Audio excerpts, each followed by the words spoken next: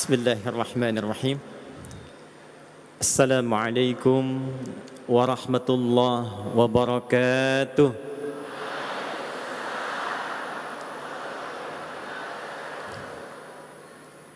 Kok agak kurang semangat ya? Assalamualaikum warahmatullahi wabarakatuh.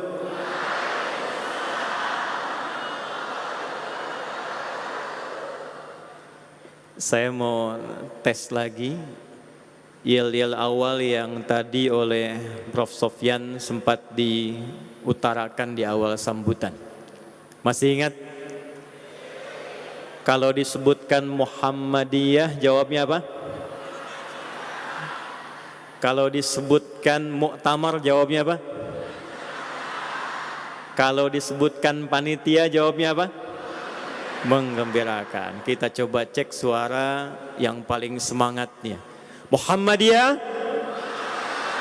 Muhammadiyah, Muhammadiyah, Muktamar. Pojok sana suaranya mana? Muktamar, Muktamar.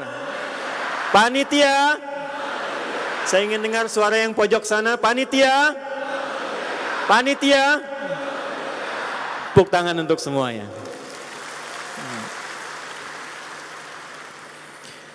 Alhamdulillahilladzi ja'alal Muhammadiyyata jam'iyyatan mubarakatan qadimatan aminah. Wassalatu wassalamu ala Rasulillahilladzi wusifat ummatuhu bil Muhammadiyyah faja'alahum min syi'atihi ila yaumil qiyamah.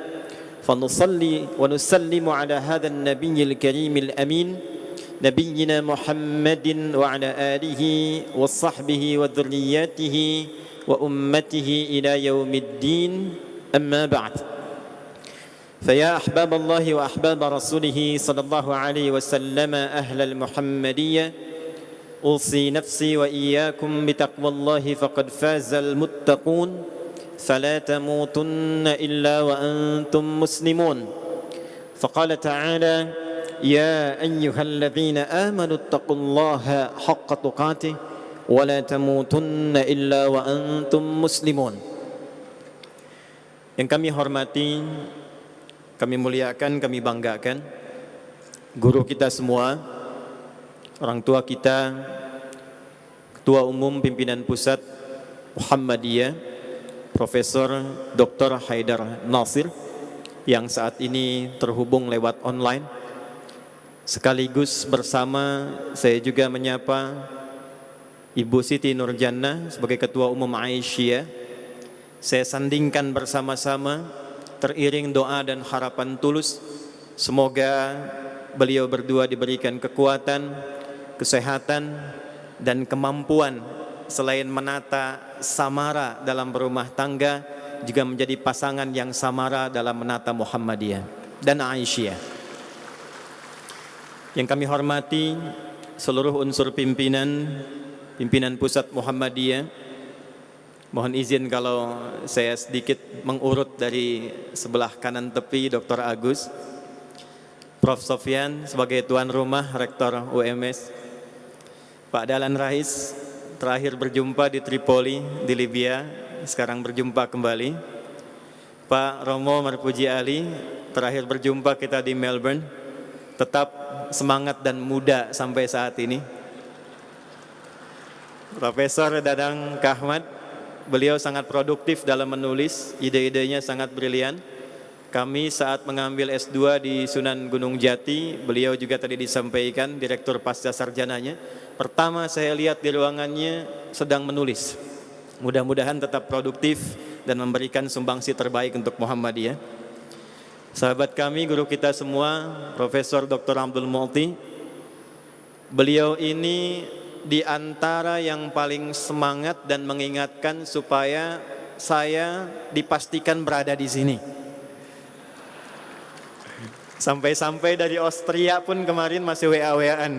Prof, mudah-mudahan senantiasa dimuliakan, disehatkan, dan tentunya menjadi selain jubir terbaik juga pengelola terbaik untuk persyarikatan kita.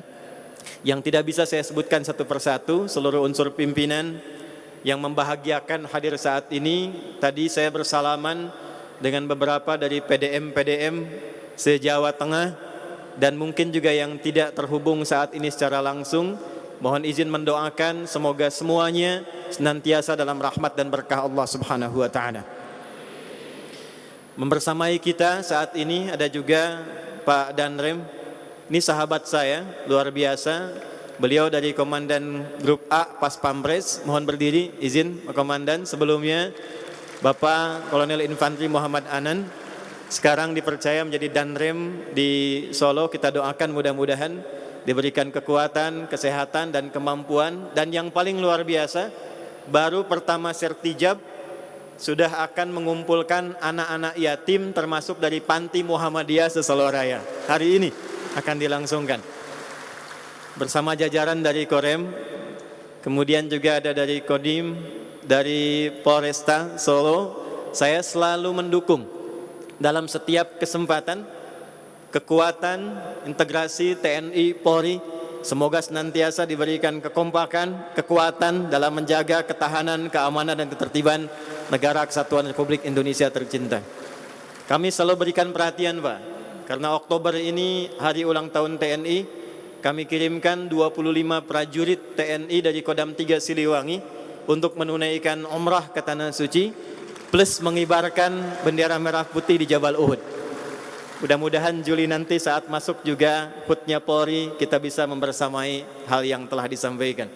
Forkopimda dan semua yang saya cintai yang hadir di auditorium yang termegah, sekali lagi saya tegaskan, yang termegah yang pernah saya masuki, yang dibangun dengan DP 0% tanpa hutang.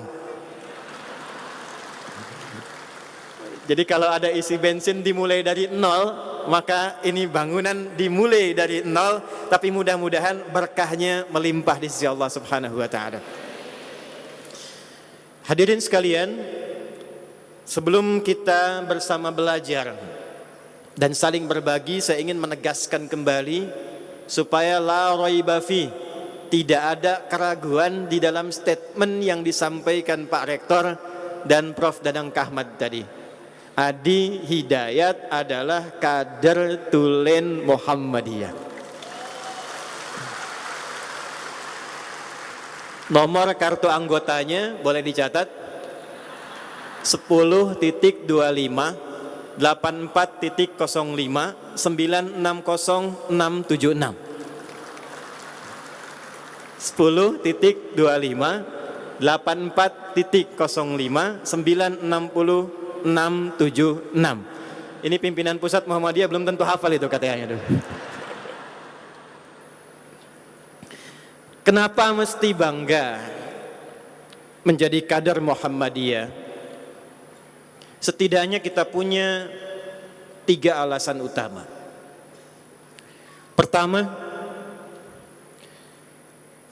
kader Muhammadiyah itu ketika terhubung dengan persyarikatan Muhammadiyah, sejatinya adalah di antara umat Nabi yang mendudukkan jalan hidupnya ikut petunjuk Nabi secara real melalui cicit Nabi Muhammad SAW sebagai pendiri persyarikatan ini. Patut diingat, Kiai Haji Ahmad Dahlan yang mendirikan persyarikatan Muhammadiyah itu 18 November 1912 itu, 18 Zulhijjah itu adalah keturunan langsung yang tidak ada perbedaan pendapat di dalamnya yang tersambung kepada Rasulullah sallallahu alaihi wasallam. Muhammad Darwish atau dikenal dengan Kiai Haji Ahmad Dahlan bin Kiai Haji Abu Bakar bin Kiai Haji Muhammad Sulaiman bin Kiai Ilyas bin Kiai Sulaiman bin Demang Jurang Juru Kapindo bin Demang Jurang Juru Sapisan bin Kiai Gerbak yang keempat bin Kiai Gerbak yang ketiga bin Kiai Gerbak yang kedua dikenal dengan Sunan Geseng yang kemudian berkiprah di Klaten, itu yang menjadi keturunannya Pak Erlangga Hartarto sekarang Ketua Umum Golkar yang terkenal dengan apem lakuatanya itu. Bin Kiai Gerbek yang pertama dikenal dengan Syarif Muhammad Kebungsuan bin Adipati Ayadiningrat bin 7. Karena itulah kita mengenal kadar persyarikatan yang diwakafkan, amal solehnya, pengabdiannya. Tapi wakaf itu tidak mengharuskan kita lupa kepada induknya.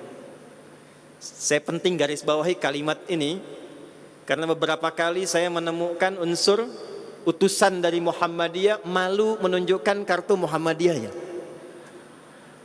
Ini Ustadz, saat di Libya saya dari MUI, padahal yang ngirimkan Muhammadiyah. Ini Ustadz, saya dari investor di sini, padahal masuk persyarikatan Muhammadiyah. Dimanapun, kapanpun, berkiprah dalam suasana apapun, jangan pernah merasa sungkan untuk mengatakan saya kader persyarikatan Muhammadiyah. Ketiga, insya Allah kalau diikuti khitahnya, matan keyakinan dan cita-citanya, insya Allah kita selamat sampai menuju Allah subhanahu wa ta'ala. Karena pedoman kita bermuhammadiyah mengacu kepada Al-Quran dan sunnah Rasulullah sallallahu alaihi wasallam. Baik, apa itu Muhammadiyah? Jangan-jangan puluhan tahun berada di Muhammadiyah tapi belum mengenal Muhammadiyah. Apa itu muktamar? Jangan-jangan kita euforia untuk menyambut muktamar yang ke-48 tapi belum mengenal lebih dalam apa itu muktamar. Hadirin, tanpa bermaksud mengajari, menuangkan kembali apa yang orang tua kita pernah ajarkan, Muhammadiyah tidak berdiri kalimat ini kecuali tersusun dari 3 rangkaian kata dan sifat utama. 1, Muhammad. Kedua, ya nisbah. Dan ketiga, tak sifat. Tanpa ya nisbah tidak akan pernah menjadi Muhammadiyah. Tanpa tak sifat hanya akan menjadi Muhammadi. Tanpa Muhammad kosong makna ya dan taknya. Mari kita ulas sejenak sebelum kita hadir di muktamar bulan depan, sehingga muktamar itu bisa diisi dengan nilai Muhammadiyah yang memang terpatri dalam jiwa kita, bukan sekedar kalimat yang ditampilkan dalam spanduk atau kita banggakan dalam mars yang sangat luar biasa itu. Hadirin, Muhammad sallallahu alaihi wasallam, lafaz ini setidaknya disebutkan 4 kali dalam Al-Quran. Pak Rektor, Adi dan Sofyan nama zat yang dilekatkan untuk membedakan satu orang dengan yang lainnya. Sifat, nama yang dilekatkan untuk memberikan keistimewaan yang melekat kepada pemiliknya. Ahmad, Muhammad. Kita berikan yang umum, jujur misalnya. Ahmad ditemukan sekali saja dalam Al-Quran di surah As-Saff surah ke-61 di ayat yang ke-6. Wa mubasysyiran birasuli ya'ti min ba'di ismuhu Ahmad. Hadirin, kita mulai dengan Ahmad terlebih dahulu. Ahmad ini bentuk superlatif sirah muda kiai fenomenal namanya Kiai Hamid, Mbah Hamid Pasuruan. Orang Arab tidak pernah menyebutkan kata Hamid kecuali kepada seorang sosok yang tinggi nilai spiritualnya sehingga tinggi tingkat pemujiannya kepada Allah Subhanahu wa taala. Contoh, kalau ada orang rajin sekali sholat di bidang sholat, rajin tahajud, rajin sholat duha, rajin sholat rawatib, rajin yang fardunya, tak pernah terlambat, maka orang Arab akan menyebutnya dengan Hamid.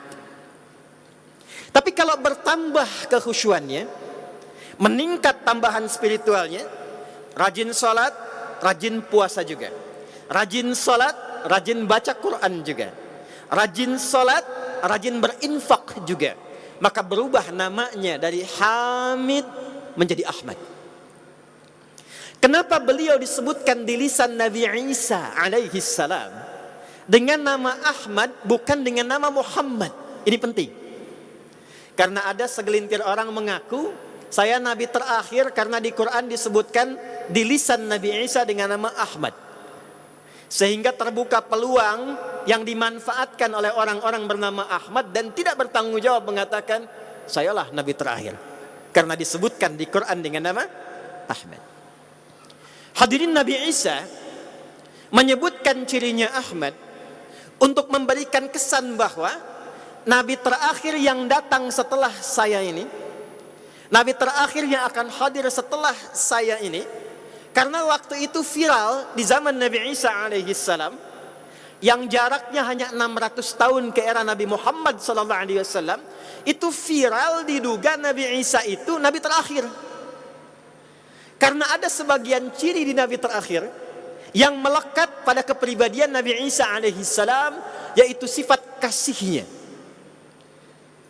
Kasih yang luar biasa, rasa sayang yang sangat luar biasa, rasa memuliakan yang tinggi, sehingga ketika ada berita ciri Nabi akhir zaman punya nilai kasih yang tinggi, maka sebagian menduga ini nampaknya Nabi terakhir.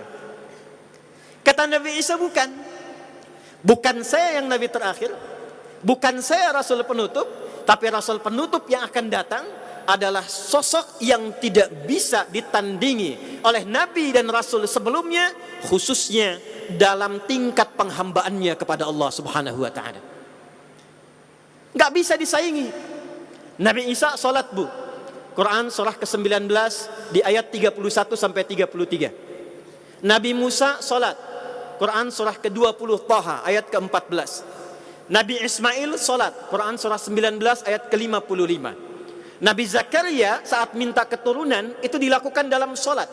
Quran surah ke-3 Ali Imran ayat 38 sampai dengan 39. Tapi salatnya Nabi Zakaria, salatnya Nabi Musa, salatnya Nabi Isa, salatnya Nabi Ismail alaihi salam tak mampu menandingi salatnya Nabi Muhammad sallallahu alaihi wasallam.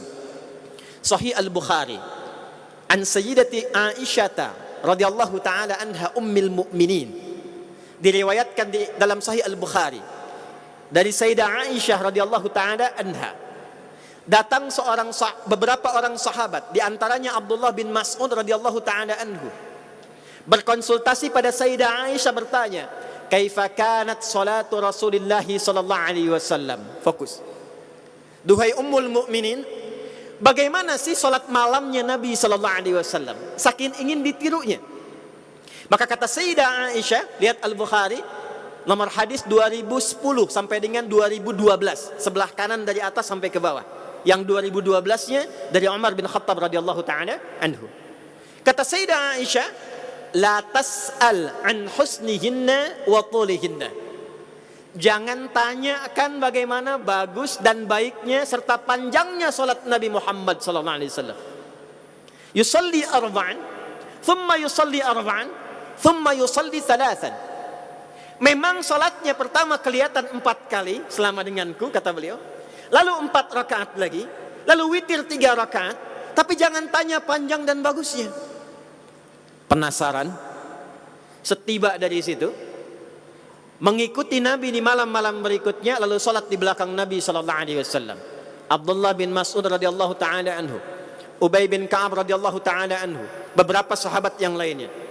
Begitu salat di belakang Nabi, rakaat pertamanya Al-Baqarah 100 ayat. Dikira ruku', lanjut sampai dengan 286 ayat.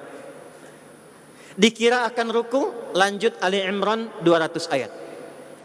Dikira akan ruku', lanjut An-Nisa 176 ayat. 5 juz 4 halaman rakaat pertama, baru kemudian ruku'. Besoknya mereka semua tidak ikutan lagi. Itulah Ahmad. Itulah Ahmad. Pengalaman Sayyidah Aisyah, tiduran di samping Nabi, malam-malam terbangun karena tangannya menyenggol kaki Nabi, lalu melihat Nabi kakinya sudah bengkak-bengkak. Begitu salam ditanya oleh Sayyidah Aisyah radhiyallahu taala anha, "Ya Rasulullah, au bima ma'na?" Bima hakadha? Ya Rasulullah, kenapa masih salat sampai kaki bengkak begini? Afalam takun madmuna? Afalam takun ma'suma? Bukankah engkau sosok yang sudah dijamin dengan surga? Satu-satunya Rasul di muka bumi yang sebelum wafat jaminan surganya sudah turun Nabi Muhammad sallallahu alaihi wasallam. Turun surah Inna a'tainakal kautsar. Satu-satunya Nabi. Belum wafat, ayat surganya sudah turun. Tapi di balik jaminan surga yang paling indah dan tingkat tertinggi ini, itu beliau masih menunaikan sholat sunnah yang rakaat pertamanya kakinya sampai bengkak. Kata Sayyidah Aisyah, ya Rasulullah, engkau ini maksum, terjaga dari maksiat, pribadi yang sempurna, madmun, dijamin surga. Kenapa masih menunaikan tahajud sampai kaki bengkak begini? Apa jawab Nabi Muhammad sallallahu alaihi wasallam? Afala akunu 'abdan syakura? Apa enggak boleh aku mensyukuri semua nikmat yang Allah anugerahkan kepadaku ini? Karena itulah Nabi Isa alaihi salam tidak menamai beliau ini dengan nama Muhammad, tapi menyebutnya dengan nama Ahmad, untuk memberikan kesan Rasul yang datang setelah saya, yang paling hebat, yang paling tinggi makomnya di hadapan Allah, yang paling khusyuk dan dalam ibadahnya pada Allah subhanahu wa ta'ala. Itu Ahmad.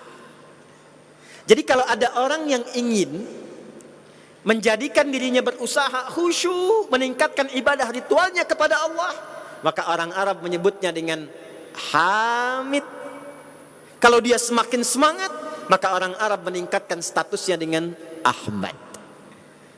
Kita punya salah satu tokoh Muhammadiyah namanya Pak Ahmad Tafsira.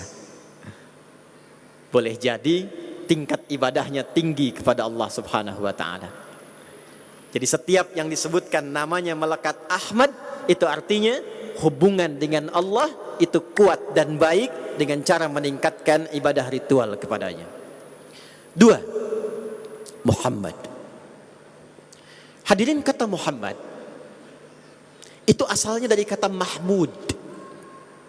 Bentuk tunggalnya Mahmud, superlatifnya Muhammad. Tidak disebutkan di dalam bahasa Arab kata Mahmud kecuali menunjuk kepada sosok yang tinggi nilai sosialnya.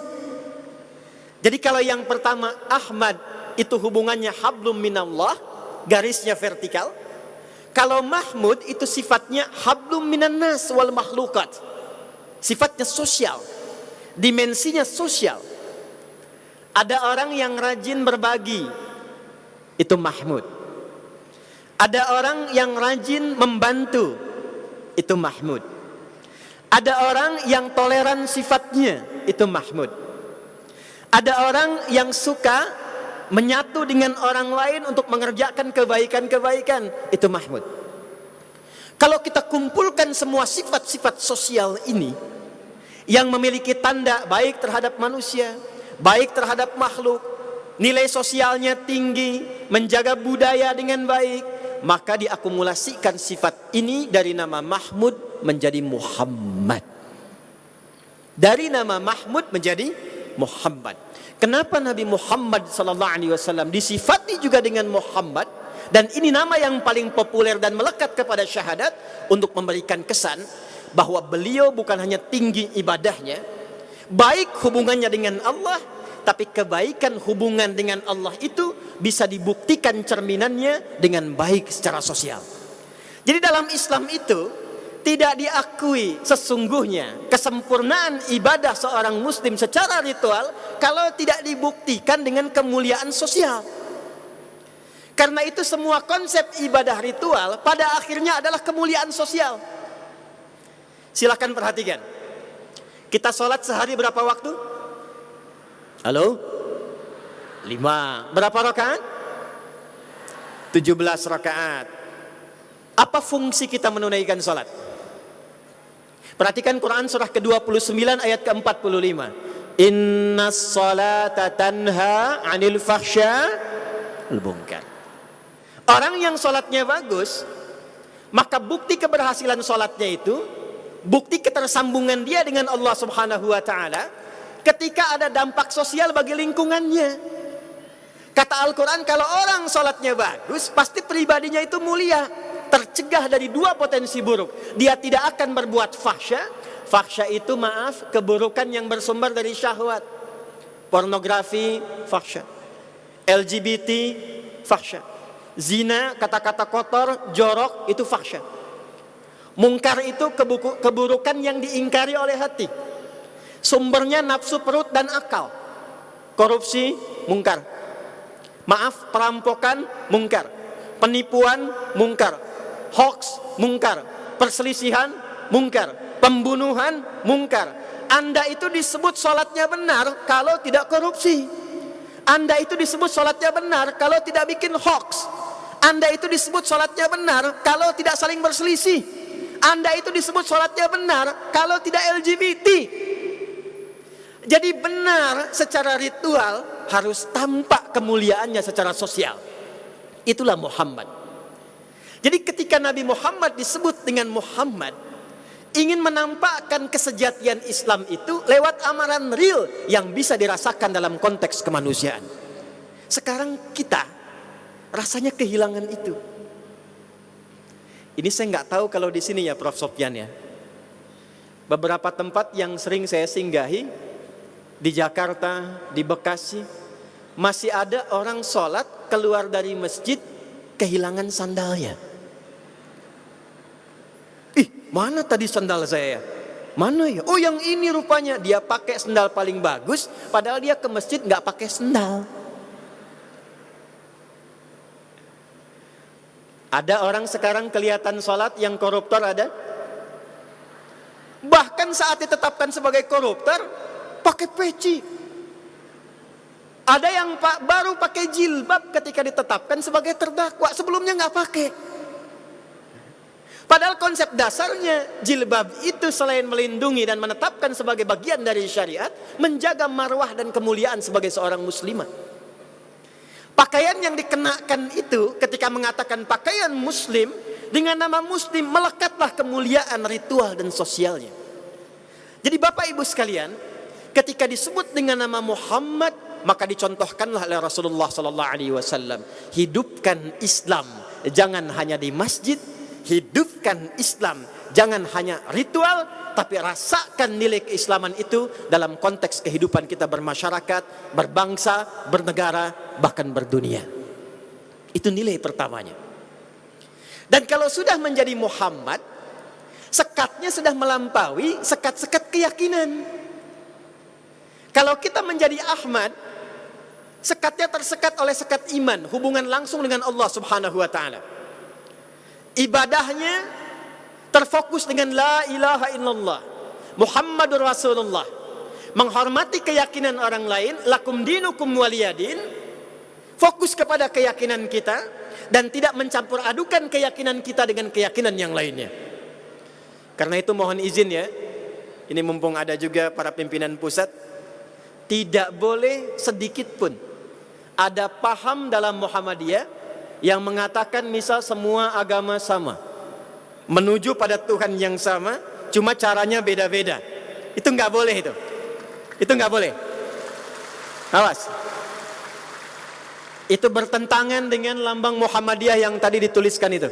Asyhadu an la ilaha illallah wa asyhadu anna Muhammadar Rasulullah. Saya tidak ingin mendengar lagi ada bagian di persyarikatan mengatakan semua agama sama, menuju pada Tuhan yang sama, cuma caranya beda-beda. Prinsip kita lakum dinukum la ikraha. Jangan ganggu keyakinan orang lain, hormati keyakinan orang lain, toleransi dengan agama yang dianut orang lain, jangan pernah mengganggu, jangan pernah merusak.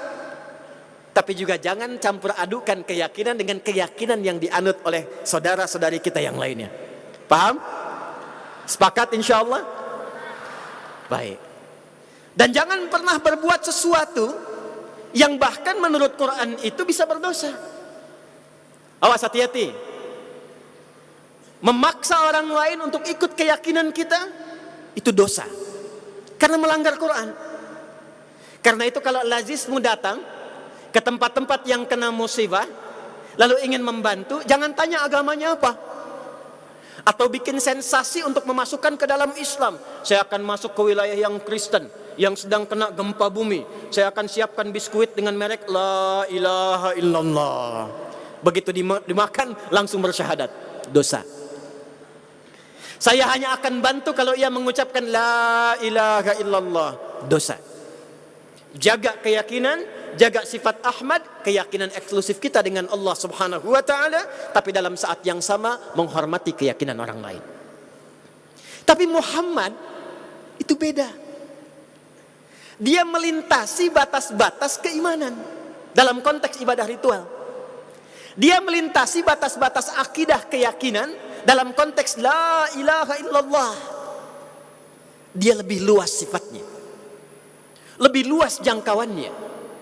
Sehingga Nabi itu jangankan dengan muslim yang beriman, dicontohkan langsung semasa hidupnya, bahkan dengan non-muslim pun beliau berteman. Dengan Nasrani beliau bergaul, dengan Yahudi beliau berniaga. Jadi secara kemanusiaan, secara sosial, dengan nama Muhammad itu, jadikan hubungan kita dengan siapapun, terutama dalam konteks bernegara, berbangsa, bernegara Republik Indonesia, siapapun tetangga kita, siapapun teman kita, siapapun sejawat kita, apalagi ada dalam konteks Muhammadiyah, maka jangan pernah batasi pergaulan pada sekedar orang Islam saja. Hadirin, ada hadis viral. Pernah dengar hadis ini? Jika Anda masak makanan dan baunya kemudian sampai ke tetangga, maka bagilah tetangga itu walaupun hanya hafal kuahnya. Jadi ibu yang masak opor, kuahnya dibagi tetangga gitu. Itu Nabi itu perhatian sampai ke kuah-kuahnya, Bu. Kalau ibu cuma masak kuahnya saja, apalagi kan sekarang bumbu banyak ya, Bu ya. Bumbu opor, bumbu rendang, yang dimasak tempe tapi bumbunya opor. Baunya nyampe ke tetangga, tetangga kira ibu masak opor ayam, ternyata tempe. Maka bagi itu supaya tetangga gak salah paham. Tapi apakah hadisnya mengatakan kalau tetangga Anda muslim saja, kalau tetangga Anda orang Islam saja? Tidak.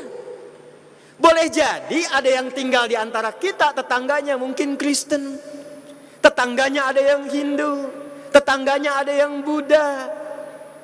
Maka ketika kita praktekkan nilai Ahmad itu, bawa makanan itu, tempatkan dan bagikan pada siapapun yang bahkan mencium baunya, sekalipun dia tidak berkeyakinan yang sama. Jangan sampai ibu masuk, masak makanan, jadi yang muslim dibagi, yang non muslim dapat baunya, nanya, Bu kayaknya enak ya makanannya. Emang enak sih, cuman sayang ibu kafir. Tidak boleh.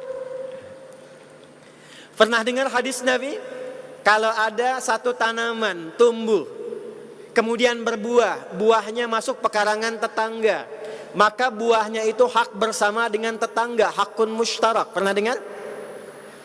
Bapak punya pohon rambutan, buahnya sampai ke pekarangan tetangga. Itu dalam kaidah fikih, jangan sampai beliau menunggu diizinkan mengambil. Bahkan sebelum matang, kunjungi datang ke rumahnya, ketuk pintunya, sampaikan, Pak jangan tunggu matang, bagian yang ini adalah hak bagiannya Bapak. Kalau ia bertanya aturan dari mana, sampaikan Nabi Muhammad SAW yang mengajarkan demikian. Begitu rambutannya sudah matang, menguning memerah, dia petik, jadi bukan cuma lihat sampahnya, bukan cuma lihat pohonnya, buahnya pun kedapatan. Dan bersyukurlah kalau yang mendapatkan itu adalah boleh jadi orang-orang yang belum muslim.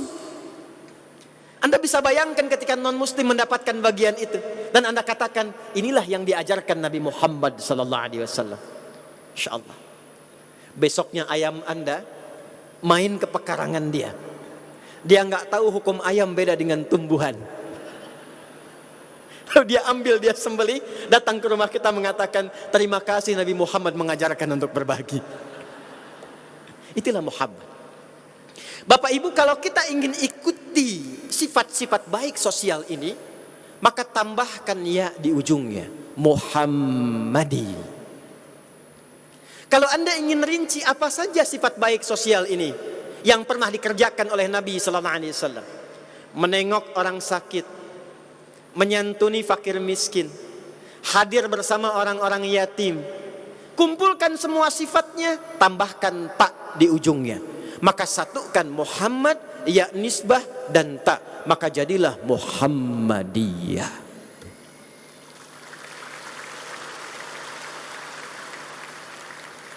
Jadi ketika nama ini dituliskan 8 tahun yang lalu, itu bukan sekedar nama yang hampa makna. Ketika Anda mengatakan saya anggota, kader, simpatisan, penggembira Muhammadiyah, itu artinya ada komitmen untuk bermuhammadiyah. Jadi manusia yang baik, jadi manusia yang gemar berbagi, jadi manusia yang perhatian. Jangan berbuat curang, jangan korupsi, jangan bikin hoax, jangan terpolarisasi. Itulah Muhammadiyah. Kenapa Kiai Haji Ahmad Dahlan tidak menuliskan Ahmadiyah? Karena sebagai seorang muslim sudah pasti harus punya hubungan baik dengan Allah. Nggak mungkin muslim nggak sholat, nggak mungkin muslim nggak taat pada Allah. Tapi persoalannya, apakah setiap orang yang sholat benar sholatnya? Apakah setiap orang yang benar ritualnya bagus ibadah sosialnya? Karena itulah dalam pengajian surah Al-Ma'un yang fenomenal itu, begitu beliau bacakan, ara'aita alladhi yukadzibu bid-din fadzalika alladhi yad'ul wa la yahuddu 'ala ta'amil miskin fawailul lil musallin alladzina hum an salatihim alladzina hum yura'un wa yamna'un. Apakah berhenti sampai ritual di situ? Tidak. Untuk mempraktekkan bermuhammadiyah yang sejati, beliau copot pakaian terluarnya, dikeluarkan harta terbaiknya, dan diamalkan dalam konteks Muhammadiyah yang sebenarnya. Maka dari situlah kemudian menjadi pantang sakit, diterjemahkan kekinian, diimplementasikan dalam konteks bermuhammadiyah, jadilah PKU. Nabi SAW mendidik para sahabatnya di Ahlus Suffah, diberikan beasiswa. Di situ ada Abu Hurairah, di situ ada Salman Al-Farisi, di situ ada Sulaik Al-Ghatafani, datang dari jauh, disantuni oleh beliau, dilayani, diberikan pendidikan. Sekarang menjadi madrasah, sekarang menjadi sekolah-sekolah Muhammadiyah, sekarang menjadi kampus-kampus Muhammadiyah. Kalau dulu di Masjid Nabawi tempat Nabi mengajar kecilnya luar biasa, sekarang di UMS 1 dari sekian PTM Muhammadiyah, aula dan glosariumnya sangat luar biasa. Inilah Muhammadiyah yang sejati. Kokam mana kokam? Kokam mana kokam? Tadi yang mengaji komandan kokam ya? Sudah pernah lihat madrasah Nabi belum di Masjid Nabawi? Belum. Tolong catat ya. Nanti yang kokam, komandannya tadi, bawa 9 orang, 10 orang. Nanti kami dari Quantum Akhir Institute hadiahkan umrah untuk berangkat ke Tanah Suci. Harus lihat. Masuk lewat pintu Umar bin Khattab, lurus saja. Sampai ke daerah yang terbuka atapnya. Ada yang manik-manik karpet hijau, bukan yang raudhah. Geser sebelah kiri yang dekat makam Nabi. Sekatnya kecil. Itulah Suffah. Bandingkan dengan tempat megah yang sekarang didapati oleh umatnya Nabi Muhammad SAW bernama Muhammadiyah itu. Inilah Muhammadiyah. Jadi ketika diberi nama dengan Muhammadiyah, ingin memberikan kesan, praktekkan, implementasikan nilai ritual itu dalam konteks ibadah sosial. Kita tidak hanya patut berbangga dengan apa yang telah dicapai oleh Muhammadiyah secara persyarikatan, tapi sifat itu ketika ada ya-nya mesti melekat secara personil. Jadi saya tidak ingin mendengar, Pak, ada kader-kader Muhammadiyah yang berkiprah di bangsa, di negara, jadi dubes, jadi menteri. Insya Allah harus ada jadi presiden dari kader Muhammadiyah. Mesti ada. Muhammadiyah itu lahir sebelum NKRI berdiri. Semua bagian dari persyarikatan itu sudah seperti bagian bangsa dan negara. Divisinya sudah ada semua. Masa tidak ada satupun yang bisa jadi presiden? Siap, kader siap? Jadi panglima. Nabi 12.000 sahabat, ada 38 panglima. Satu kekuatan panglimanya bisa menaklukkan Romawi dan Persia. Ini kokam dari segini banyak, masa tidak ada yang jadi panglima? Kader Muhammadiyah, kita doakan Bang Anan nih, ya, mudah-mudahan jadi panglima ke depan insya Allah. Mesti ada. Dan lebih penting daripada itu, kehidupan di bangsa ini sekarang krisis bermuhammadiyah. Bukan dalam nama persyarikatan, tapi dalam etika dan moral. Maka Muktamar Muhammadiyah itu harus mengembalikan jati diri kita untuk menginspirasi kehidupan berbangsa dan bernegara di negeri yang kita cintai ini. Kirim pesan ke kehidupan berbangsa dan bernegara ini. Tidak ada kader Muhammadiyah yang tersangkut masalah korupsi. Tidak ada kader Muhammadiyah yang terpolarisasi. Tidak ada kader Muhammadiyah yang dekat dengan radikalisme dan nama-nama selainnya. Saya waktu bom di Jalan Tamrin meledak gitu, dan mudah-mudahan tidak pernah ada lagi terjadi seperti itu. Saya sedang di Lampung, Pak, sedang mengajar. Pertanyaan pertama yang langsung muncul, Ustaz, apakah bom di Jalan Tamrin termasuk jihad fisabilillah? Saya bilang, Pak, sependek pengetahuan saya, jihad fisabilillah itu jihad di jalan Allah, bukan di Jalan Tamrin.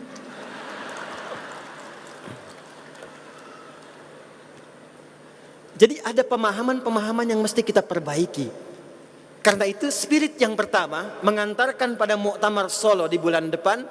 Maka sebelum kita inspirasikan kepada masyarakat luas, tanamkan dulu bermuhammadiyah di jiwa kita. Tanamkan Muhammadiyah di dalam jiwa kita, maka Muhammadiyah akan marak dan menyemarak dalam kehidupan berbangsa dan bernegara di negeri kita. Karena itu jaga pesan Kiai Ahmad Dahlan. Hidupkanlah Muhammadiyah, jangan cari hidup di... Coba yang paling akhir kencangkan, jangan cari hidup di... Nah, itu. Nggak mungkin Muhammadiyah itu bisa wujud kalau pengelolanya bergeser visinya, alih-alih menghidupi, cari hidup di Muhammadiyah. Nggak akan muncul kekuatannya, nggak akan muncul syiar ketinggiannya. Karena itulah kita akan bawa semangat ini kepada muktamar. Apa itu muktamar? Muktamar itu, izin, ini saya masih ada waktu, Prof. Oh, sampai jam berapa saya? Oh, Masya Allah, sampai asar. Baik. Saya jam 11 pulang, ibu sampai asar silahkan ya. Bapak ibu sekalian, muktamar itu akar katanya dari kata i'tamara. Masdarnya, sifatnya i'timar disebut juga dengan umrah. Jadi kalau orang Arab mengatakan ana a'tamir, saya akan umrah. Dari kata ini muncul kata umur. Amara ya'muru ditambah dengan hamzah dengan ta, i'tamara, sifat maf'ulnya menjadi mu'tamar. Asal kata umru dan menjadi nama bagi usia yang dilekatkan kepada kita, diserap dari bahasa Arab disebut dengan umur. Padahal asalnya yang dimaksud usia itu dalam Al-Quran bukan umur, Bu, Pak, tapi namanya disebut dengan ajal. Ajal itu batas usia yang Allah berikan kepada kita sampai akhir berkehidupan, itu ajal. Quran surah ke-7 di ayat 34. Walikulli ummatin ajal. Fa idza jaa ajaluhum la yastakhiruna sa'atan wa la yastaqdimun. Setiap manusia yang berkehidupan di bumi ada batas usianya. Nah, usia itu dalam bahasa Al-Qur'an itu asalnya tidak disebut dengan umur, asalnya disebut dengan ajal. Sifat yang mengisi usia itu disebut dengan umur namanya. Jadi umur itu lebih kepada sifatnya, bukan nama usianya. Apa artinya umur itu? Setidaknya punya 3 makna utama. 1, segala yang bermanfaat dalam bahasa Arab disebut dengan umur. Karena itu ketika kita ditanya, maaf ya, Ustadz Adi berapa usianya? Saya jawab misalnya usia saya sampai saat ini adalah 38 tahun 27 hari misal. Maka ketika ditanya umurnya berapa, maksudnya, hei Anda Adi Hidayat, sampai 38 tahun 27 hari itu manfaat apa yang telah dihasilkan selama hidupmu? Jangan-jangan selama ini, maaf, kamu memandang tidak bermanfaat, kamu bicara tidak bermanfaat, kamu mendengar tidak bermanfaat, kamu berperilaku tidak bermanfaat, kamu itu akan dihisab. Maka ketika kita ditanya berapa umurmu, seakan-akan kalimat itu dititipkan oleh Allah kepada lisan orang yang bertanya kepada kita untuk menghisap diri sendiri berapa banyak manfaat yang telah ditampilkan dalam berkehidupan. Jadi kalau Bapak Ibu riset, saya mohon didoakan satu di antara disertasi kami yang akan disidangkan itu riset terhadap gramatikal Al-Quran. Saya menganalisis 30 juz setiap kata dalam Al-Quran, 30 juz dari tafsirnya Tahrir wa Tanwir Ibnu Asyur. Bapak Ibu sekalian, yang paling dahsyat dalam Al-Quran, bahkan ketika menyebutkan semua organ tubuh kita ini, itu disebutkan fungsi manfaatnya. Seakan memberi kesan kepada kita, kenapa dinamakan dengan umur? Dijelaskan oleh Quran, tidak ada satupun fungsi tubuh kita ketika digunakan kecuali semuanya manfaat. Contoh, Bu,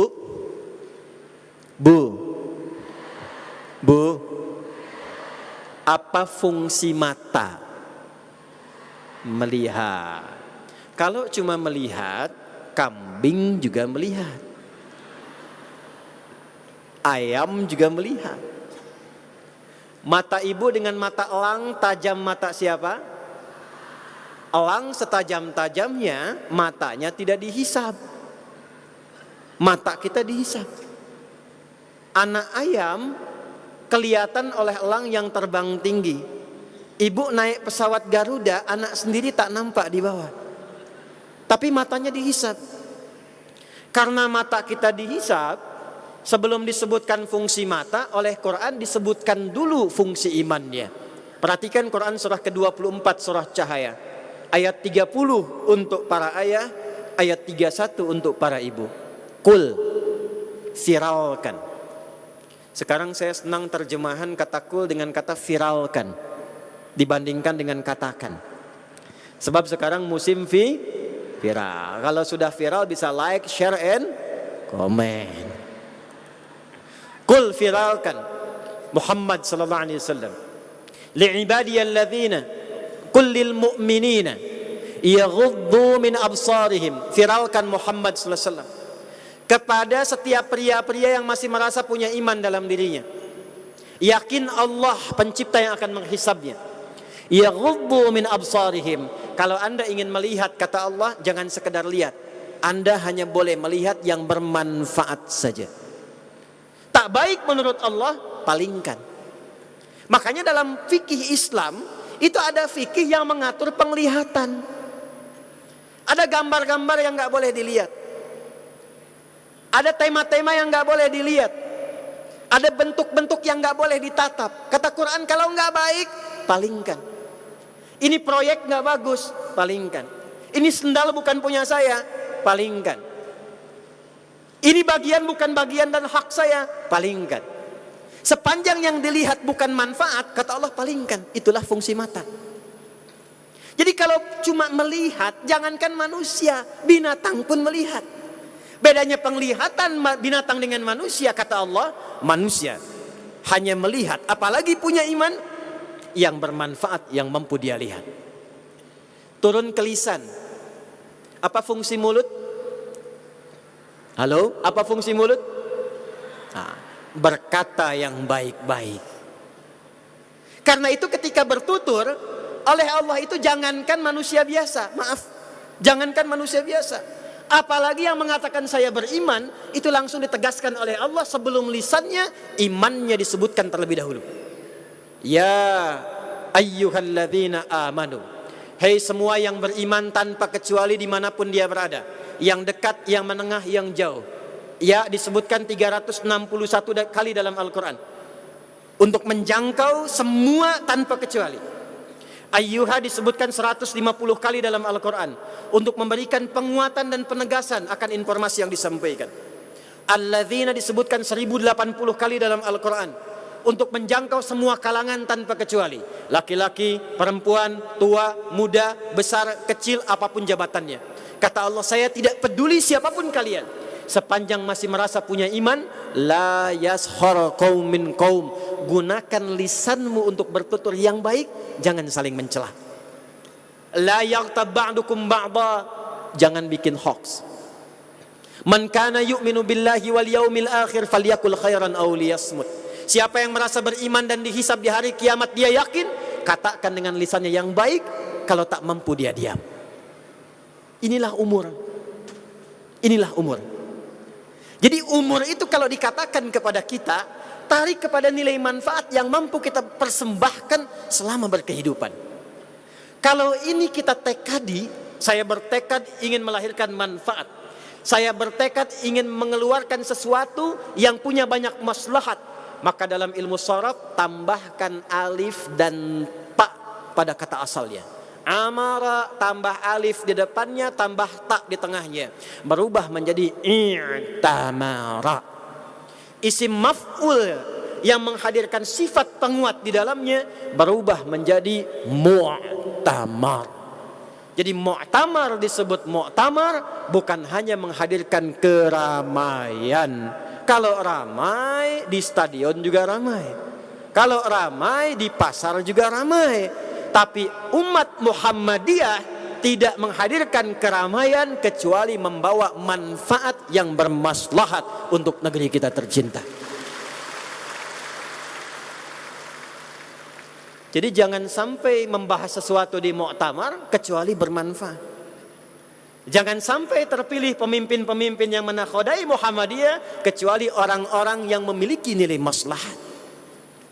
Jangan sampai dibahas beberapa kebijakan kecuali ada manfaat dan maslahat bagi warga persyarikatan serta lingkungan sekitarannya. 1. 2. Kata umur juga berarti sesuatu yang melahirkan kesuksesan dan kebahagiaan.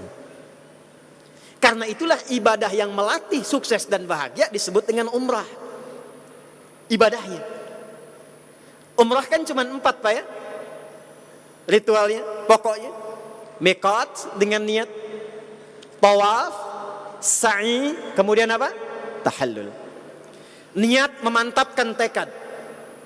Lalu berangkat dengan tawaf. Berapa putaran Bu? 7 putaran. Baik, dimulai dari apa? Hajar Aswad. Berhenti di mana? Di Hajar Aswad lagi. Perhatikan baik-baik. Bukankah saat tawaf dari Hajar Aswad melewati makam Ibrahim? Ada bacaannya kan? Ya. Subhanallah walhamdulillah wala ilaha illallah wallah. Pernah enggak kita riset kenapa bacaannya itu? Kenapa sampai makam Ibrahim? Kenapa tidak diteruskan? Itu rahasianya ada di surat Maryam. Ini tolong di antara kita saja ya. Rahasianya di antara kita saja. Bukan nanti surah Maryam dari ayat 49 bahkan dari 47 sampai dengan ayat 50. Nabi Ibrahim itu perjuangannya tidak biasa. Untuk menebarkan nilai-nilai kemuliaan Islam, maaf, sampai berpisah dengan keluarga. Terusir dari tempat beliau dilahirkan. Teraniaya dalam banyak tantangan-tantangan. Tapi beliau masih bertekad untuk meneruskan dan menebarkan nilai kemuliaan itu. Lalu apa yang terjadi? Ketika konsistensi untuk menyebarkan risalah Allah itu ditempuh dalam nilai kemuliaan, maka jangankan yang diminta sekarang, yang mustahil pun menurut manusia itu bisa terjadi. Beliau punya istri pertama Sayyidah Sarah divonis secara medis tidak mungkin memiliki keturunan. Maka apa yang terjadi? Turunlah kemudian berita dari Allah Subhanahu wa taala. Ketika beliau mengucapkan subhanallah walhamdulillah wala ilaha illallah wallahu akbar, apa yang turun? Falamma i'tazalahum wa ma ya'buduna min dunillahi wahabna lahu ishaq. Ketika Ibrahim alaihissalam konsisten menepikan segala yang buruk, yang mungkar, mengerjakan segala yang ma'ruf. Masih ingat Muhammadiyah motonya apa? Menegakkan amar ma'ruf nahi mungkar. Tinggalkan yang mungkar, kejar yang ma'ruf. Apa yang terjadi? Wahabna lahu ishaq. Kami berikan kepada Ibrahim alaihissalam yang mustahil menurut manusia yang mungkin terjadi. Yang tidak mungkin terlahir dari rahim seorang perempuan yang divonis mandul, dan monofo secara medis. Kata Allah, kami berikan ishaq dan dari Ishak akan lahir keturunan-keturunan yang lainnya. Karena itulah ketika kita tawaf dari Hajar Aswad sampai ke makam Ibrahim, kita mengevaluasi perjuangan apa yang telah ditempuh selama ini. Ada tantangan, ada rintangan, kadang-kadang ada perbedaan-perbedaan, kadang-kadang ada kesulitan-kesulitan yang tidak mudah diatasi. Tapi ketika bersandar kepada Allah, sampai dengan makam Ibrahim kita katakan subhanallah, walhamdulillah, wala ilaha illallah, wallahu akbar. Kata Allah, silahkan minta apapun yang ingin engkau minta. Kalau benar bacaanmu tadi, aku berikan. Maka dari makam Ibrahim sampai dengan rukun Yamani tidak ada bacaan khusus. Kita boleh minta bahkan dengan bacaan kita. Silahkan minta apa saja. Minta jabatan yang maslahat silahkan. Minta anak lulus ujian silahkan. Minta sukses pekerjaan silahkan. Tapi apa yang diminta kadang-kadang berupa keinginan. Kadang-kadang kalau kita minta dunia saja, akhiratnya belum tentu baik. Betul? Ibu kalau sudah punya sepeda pengen minta apa? Sudah punya motor minta apa? Sudah punya mobil minta apa? Sudah punya pesawat minta apa? Sepeda belum dipakai ibadah kok minta pesawat. Sepeda kok yang baru dipakai olahraga tiap subuh, yang belum pernah dibawa ke masjid, yang dihisab itu akan ditanya oleh Allah, belum dipakai ibadah sudah minta motor. Itulah dunia. Kadang-kadang terlihat dunianya bagus, akhiratnya belum tentu. Karena itulah sampai dengan rukun Yamani dibimbing lagi supaya dunianya bagus, akhiratnya mulia. Maka muncullah doa, Rabbana atina fid dunya hasanah wa fil akhirati hasanah wa qina adzaban. Jadi Allah menginginkan lewat tawaf 7 kali itu dapat dunianya, mulia akhiratnya. Kalau kita bawa refleksi tawaf itu ke dalam kehidupan kita, tidak ada satu pun kita kecuali yang terbangun beraktivitas setiap harinya mengalami 7 hari dalam sekali. 7 hari sepekan kita bangun beraktivitas. Kadang ada tantangan, kadang melewati kesulitan-kesulitan, kadang melewati rintangan-rintangan, kadang ingin punya harapan, kadang ingin diridhai oleh Allah. Itulah tawaf. Kalau kita bawa ke dalam nuansa mu'tamar itu, maka refleksikan Muhammadiyah selama 48 tahun ke belakang. Sekian banyak bertawaf itu, apa yang telah dihasilkan?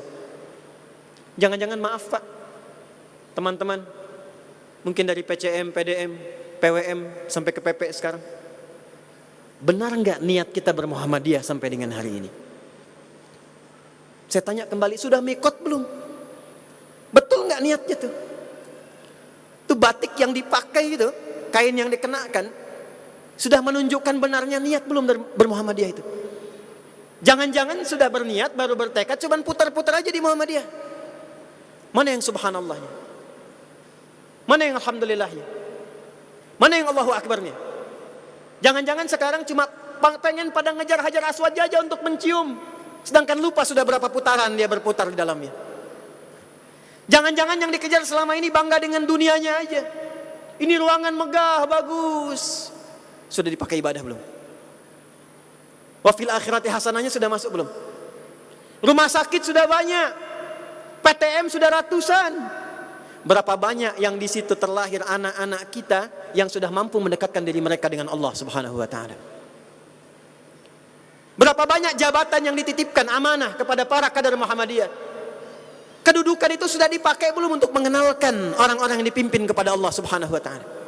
Anda tidak akan pernah dihisab dengan berapa banyak harta yang dikumpulkan, berapa bintang tertempel di pundak, berapa banyak kedudukan dan tingginya, tapi yang dihisab dari semua yang Allah titipkan itu berapa banyak yang mampu mendekatkan diri kita kepada Allah Subhanahu wa taala. Renungkan di muktamar itu. Tekadkan itu. Bulatkan, susun program dari Muktamar Solo untuk mendapatkan dunia yang berkemajuan fid dunya hasanah dan akhirat yang mencerahkan wa fil akhirati hasanah. Dengan itulah waqina adzabannar. Kalau sudah ada rencana itu, sa'i Bu. Sa'i Pak. Apa itu sa'i? Lari-lari kecil. Kalau lari-lari kecil maraton, lari besar maraton. Sa'i itu asalnya bukan lari-lari kecil. Sa'i itu dari kata sa'a yas'a sa'yan, yang berarti kesungguhan, keseriusan untuk mengerjakan sesuatu.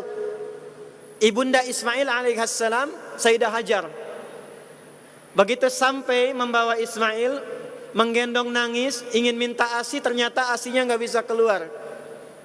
Maka disimpan, kisah viralnya dekat kemudian Ka'bah. Ibunya naik, membawa kebeningan pikiran dalam benaknya, berhusnudzan, positive thinking. Nggak mungkin Allah uji kalau nggak ada solusi. Menghempaskan yang buruk untuk menghasilkan yang baik, dalam bahasa Arab disebut dengan tasfiyah namanya. Sifatnya disebut dengan sofa, orangnya disebut dengan sufi, pemiliknya disebut dengan Sofia, perempuannya Sofia. Makanya bukitnya disebut dengan Bukit Sofa, tempat seseorang yang naik ke sana dengan pikiran yang jernih dan bersiap bersungguh-sungguh mengeksekusi apa yang diinginkan. Sesuatu yang diinginkan dicapai, tingkat tertinggi yang ingin dicapai, marwah terhebat yang ingin diraih, itu disebut dengan marwah namanya. Maka dari Bukit Sofa ke Bukit Marwah. Perhatikan Bapak Ibu sekalian, Bukit Sofa itu di atas atau di bawah? Marwah di atas atau di bawah? Di atas. Bukankah untuk ke Marwah kadang harus turun dulu dari bukit? Setelah itu ada 2 lampu hijau, lalu kemudian lari-lari kecil. Setelah itu apakah langsung dapat air yang diinginkan itu? Tidak. Naik ke atas ternyata oasenya Fata Morgana. Turun lagi, naik lagi, turun lagi.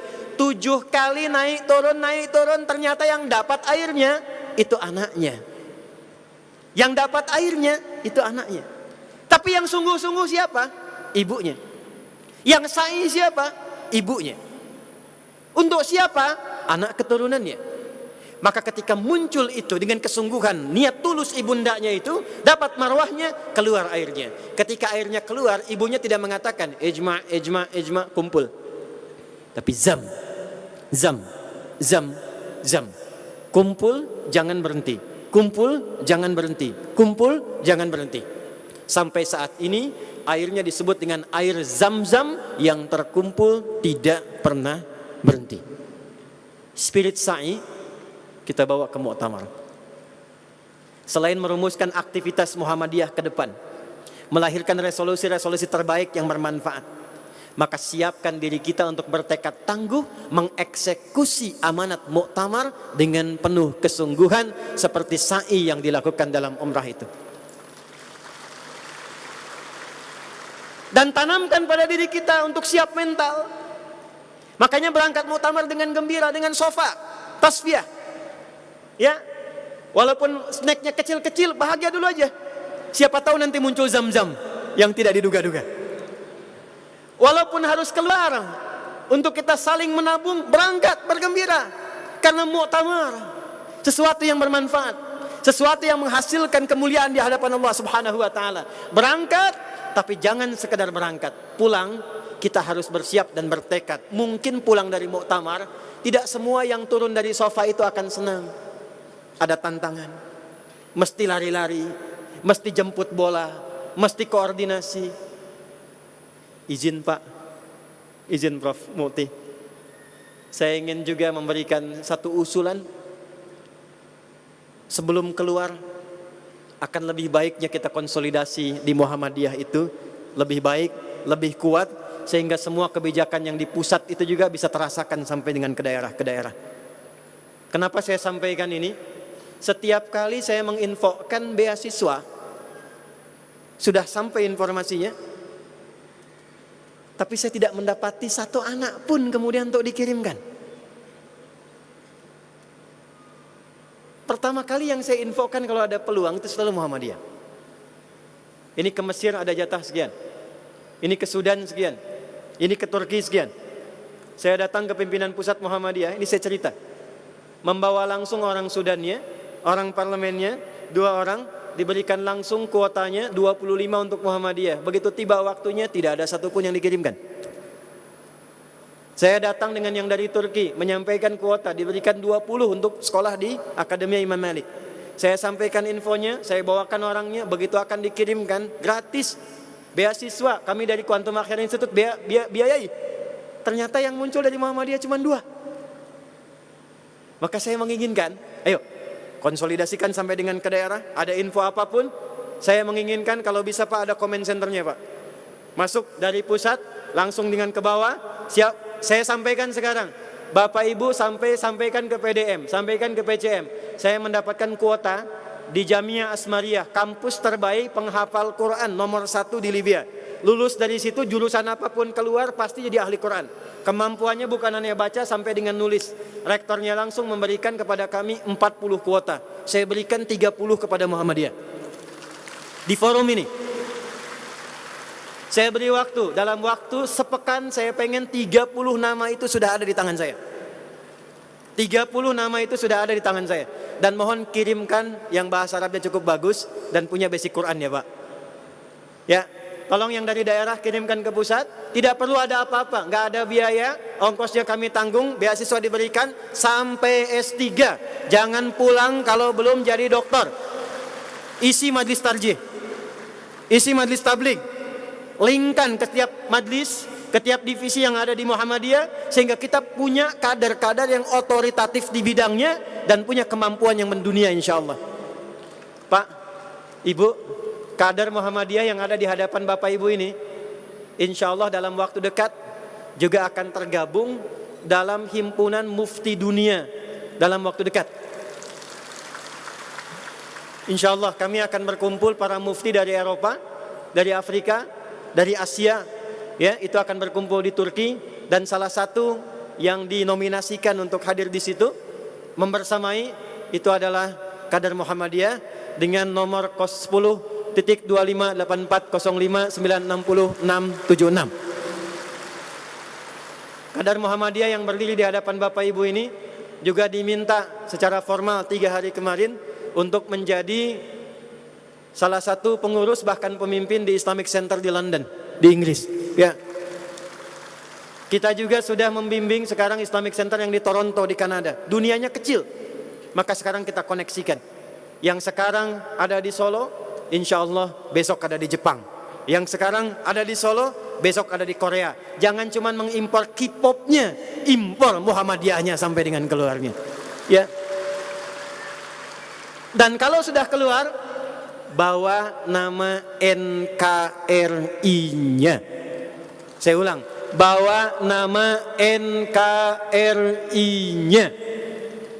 Kemarin saya ceramah di forum internasional, dihadiri mufti, kemudian juga duta besar di Tripoli, dan saya katakan, dan saya satu-satunya yang jadi keynote speaker pada masa itu, saya katakan, saya bangga berada di sini sebagai warga negara Indonesia.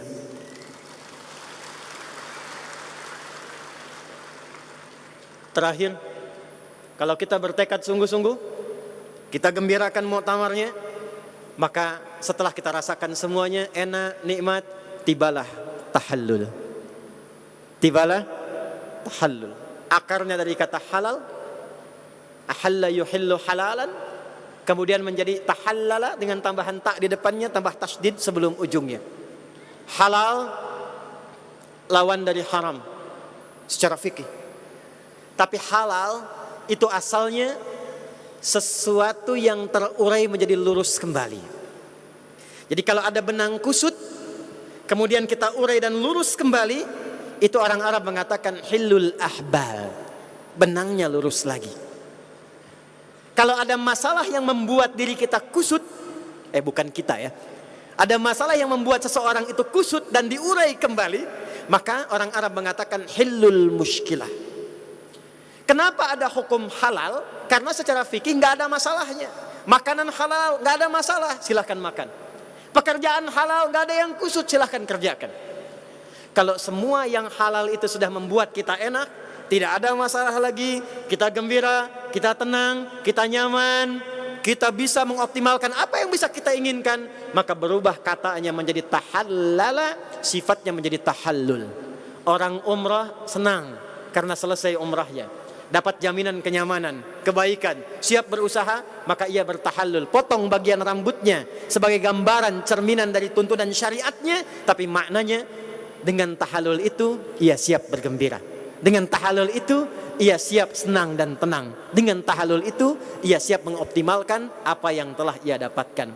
Para peserta muktamar, setelah selesai muktamar, setelah melahirkan resolusi, setelah hadir semua kebijakan, maka bergembiralah. Pulang ke daerah masing-masing dengan gembira, pulang ke daerah masing-masing dengan riang, tapi disertai kesiapan untuk mengamalkan apa yang telah diamanatkan dalam muktamar kelak insyaallah. Itulah muktamar, itulah Muhammadiyah, tinggal tekadnya kembali kepada kita untuk mengoptimalkan, menggembirakan dan mengamalkan apa yang kita cita-citakan. Siap insyaallah? Muhammadiyah, Muhammadiyah, memajukan, Muhammadiyah, memajukan, muktamar, muktamar, mencerahkan, muktamar, mencerahkan, panitia, menggembirakan, panitia, menggembirakan, panitia. menggembirakan. Masya Allah. Tepuk tangan untuk semua. Jadi saya lapang.